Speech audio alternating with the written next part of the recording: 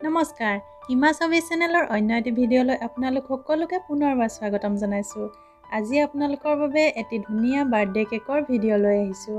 আশা কৰোঁ আপোনালোকে নিশ্চয় ভাল পাব। এইটো এটা দুটা ষ্টেপৰ বা 2 টায়াৰ কেক হয় আৰু তাৰ ওপৰত পুতলাটোনো কেনেকৈ বনাব পাৰি ক্ৰীমে সেয়া দেখাম। মই এই কেকটোৰ মাজৰ লেয়াৰিং কৰি ক্ৰীম মাজত দিয়া হৈ গ'ল।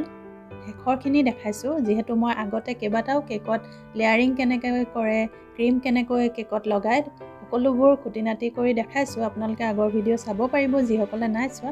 সেয়ে মই ইয়াত অকল শেষৰটো দেখাইছোঁ আৰু ওপৰৰ ক্ৰীমখিনি লৈ মই পেলেট নাইফেৰে সমান কৰি লৈছোঁ। ওপৰৰ ভাগটো সমান কৰোঁতে সদায় চাব যে পেলেট নাইফখন যাতে চাফা হৈ থাকে আৰু এবাৰ কৰাৰ পাছত পুনৰ কাপোৰে মুচি ল'ব ক্ৰীমখিনি আঁতৰাই। আৰু এতিয়া মই ছাইডত ক্ৰীম লগোৱা নাই, ছাইডত যিহেতু মই বেলেগ কালাৰ দিম সেয়ে মই ৰাউণ্ড কৰি লৈছোঁ এখন স্ক্ৰেপাৰে। আকৌ মই এনেদৰে পেলেট নাইফেৰে ছাইডৰবোৰ আঁতৰাই সমান কৰি লৈছোঁ। ক্ৰীমখিনি স্মুথ হ'লে দেখিবলৈ ভাল লাগে কেকটো আৰু তাৰ বাবে ক্ৰীমটো প্ৰপাৰ ফেটা হ'ব লাগে। সেইটো ক্ৰীম কেনেকৈ ফেটে মই আগতে ভিডিঅ'ত আপোনালোকক দেখাইছোঁ। এটা স্মুথ ক্ৰীম কেনেকৈ পাব পাৰি। এতিয়া মই দুটা কালাৰৰ ক্ৰীম লৈছোঁ, এটা অৰেঞ্জ কালাৰ আৰু এটা হোৱাইট, দুটা পাইপিং বেগত ভৰাই লৈছোঁ আৰু আগটো অকণমান কাটি এতিয়া মই চাৰিওফালে এটা বগা লাইন আকৌ অৰেঞ্জ লাইন এনেকৈ দি গৈছোঁ। এনেকৈ মই আটাইকেইটা লাইন কমপ্লিট কৰি লৈছোঁ। এয়া সম্পূৰ্ণ হৈ গ'ল গোটেইকেইটা লাইন দিয়া। তেতিয়া দুটা কালাৰৰ ক্ৰীম ডিজাইন হ'ব ছাইডত। সেয়ে মই এতিয়া স্ক্ৰেপাৰে ছাইডটো ঘূৰাই দিছোঁ আৰু এনেদৰে এটা হোৱাইট আৰু এটা অৰেঞ্জ ৰং পাব পাৰি।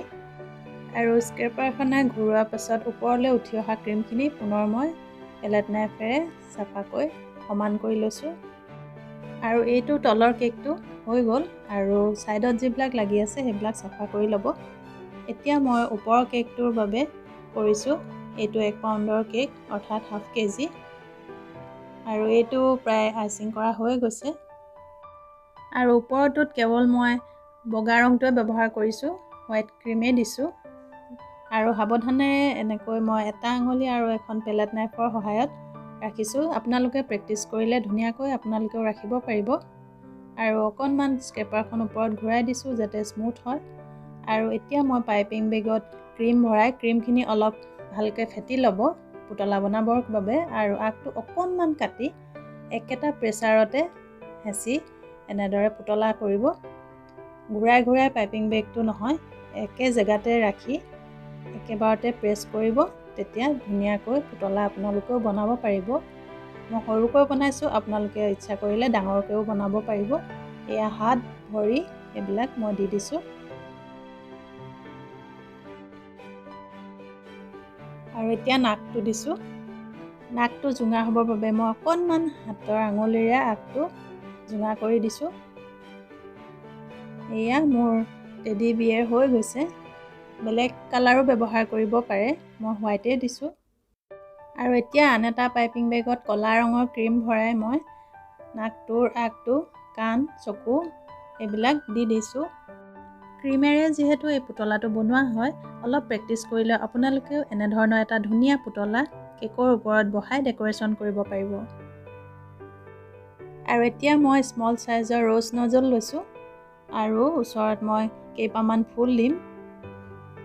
ৰ'জ আগতে কেইবাবাৰো দেখাইছোঁ, তথাপিও মই দেখাই দিছোঁ। প্ৰথমতে জোঙাকৈ ক্ৰীমেৰে বনাই ল'ব, তাৰপাছত কলিটো বনাব আৰু এটা এটা পাহি বনাই যাব। এটা পাহি বনোৱাৰ সদায় আধাৰ পৰা পুনৰ আনটো পাহি আৰম্ভ কৰিব আৰু এনেদৰে ঘূৰাই ঘূৰাই কৰি গৈ থাকিব। তেতিয়া এপাহ ধুনীয়া গোলাপ ফুল ৰেডি হৈ যাব। এয়া মোৰ এপাহ ফুল হৈ গ'ল আৰু এইটো হ'ল spray colour, spray food colour হয়। আৰু এনেদৰে মই আপোনালোকক কেনেদৰে স্প্ৰে কৰিব লাগে সেয়া দেখাইছোঁ। অলপ আঁতৰৰ পৰা ল'ব আৰু হেলনীয়াকৈ ল'ব আৰু পাম্প যেনেকৈ দিয়ে তেনেকৈ প্ৰেছ কৰি কৰি ফুলপাহ ঘূৰাই থাকিব, তাত ধুনীয়া কালাৰ হৈ যাব। আৰু এই ৰ'জ পাই এতিয়া মই কেঁচিৰ সহায়েৰে কেকটোৰ ওপৰত অকণমান ক্ৰীম লগাই লৈছিলোঁ আৰু তাত ৰাখি গৈছোঁ। এতিয়া মই এটা পাৰ্পল কালাৰৰ ৰ'জ দিছোঁ, আকৌ পুনৰ ৰেড দি দিছোঁ। কেনেকুৱা লাগিছে বাৰু? ভাল লাগিছেনে? আপোনালোকে কমেণ্ট কৰি জনাব।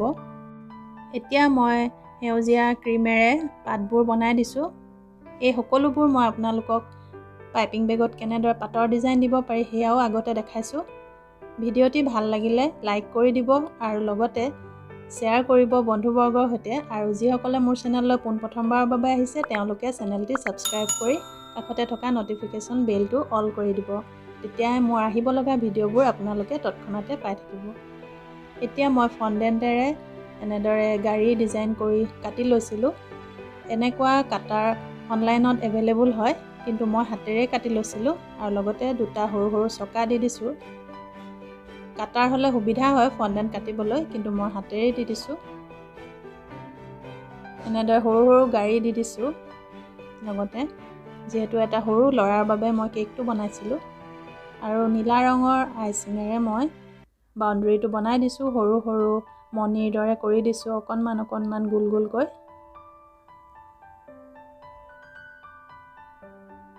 এয়া বাউণ্ডেৰীটো দিয়া হৈ গ'ল। এতিয়া মই গ্ৰীণ কালাৰৰ বন বা বাউণ্ডেৰীটো দিবৰ কাৰণে মই এনেকুৱা বনৰ এই নজলটো লৈছোঁ, যিটো ফুটা ফুটা হয় ভুজিয়া বনোৱা টাইপৰ। সেইটোৱে মই বাউণ্ডেৰীটো দি দিছোঁ, যিহেতু দেখিবলৈ ভাল লাগে এনেদৰে বনৰ দৰে। আপোনালোকে বেলেগ বাউণ্ডেৰী দিব পাৰে নিজৰ মতে। এয়া হৈ গ'ল আৰু হেপী বাৰ্থডে টেগটো লগাই দিছোঁ। আৰু লগতে বাৰ্থডে বুলি ক'লে নাম লিখি দিলে ভাল পায়, গতিকে কণমানিটোৰ নামটো ওপৰত লিখি দিছোঁ। নাম লিখিবৰ বাবে ক্ৰীমখিনি অলপ কোমল বা ঢিলা হ'ব লাগে, তেতিয়া ধুনীয়াকৈ নামটো লিখিব পাৰি। আপোনালোকে এই ভিডিঅ'টোৰ পৰা উপকৃত হ'ব বুলি আশা কৰিছোঁ। আৰু লগতে কিবা যদি জানিব লগা থাকে মোক কমেণ্ট কৰি জনাব। মই যিমান পাৰোঁ আপোনালোকক জনাবলৈ চেষ্টা কৰিম। আৰু লগতে এই খালী হৈ থকা ঠাইখিনিত মই সূৰ্যৰ দৰে বনাই দিছোঁ। সৰু ল'ৰা ছোৱালীয়ে ভাল পায় তেতিয়া এনেধৰণৰ সৰু সৰু কিছুমান ড্ৰয়িং কৰি দিলে। আৰু মই এনেদৰে হালধীয়া ৰং ব্যৱহাৰ কৰি সূৰ্য বনাই দিছোঁ আৰু লগতে চকু মুখ বনাই দিছোঁ। ভিডিঅ'টি শেষলৈকে চোৱাৰ বাবে সকলোলৈ অশেষ ধন্যবাদ থাকিল। অন্য এটি ভিডিঅ'লৈ সোনকালে আহি আছোঁ আপোনালোকৰ মাজলৈ।